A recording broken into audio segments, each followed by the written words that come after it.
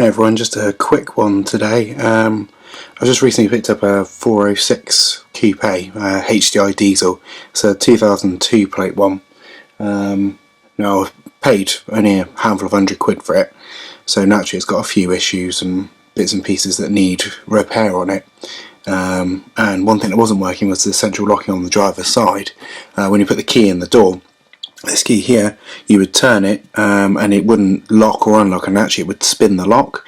So when you did the remote buttons, which are here, when you press lock or unlock, it would basically just lock and unlock the passenger side and the boot, which was less than ideal for security measures. But what I did was I went on eBay and I found a seller.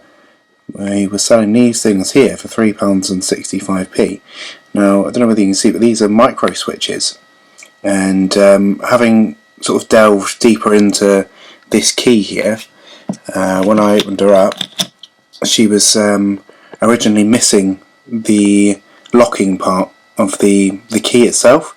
So you have an unlock button there, and this one down here is your lock button, and actually obviously your chip that tells the key what to do and how to behave with the car's central locking unit. But yeah, this one here was missing. What I did was paid £3.65 for 3 of these. So I've got 2 spare ones here, and with just a couple of solder joints either side, I managed to get my central locking working again, which is quite refreshing and a nice easy fix. So if any of you have any problems and woes with your key, and you think, oh god, why the hell is it not locking anymore, just have a little look to see whether one of these switches has fallen out.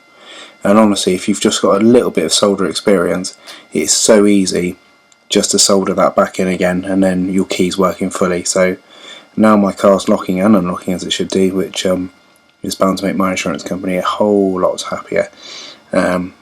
Just a little side note, I've got one of these keys with my car as well, which is just the manual sort of one that the central locking work off the doors. Again, that key wasn't working either, and doing the same thing, just spinning around in the lock.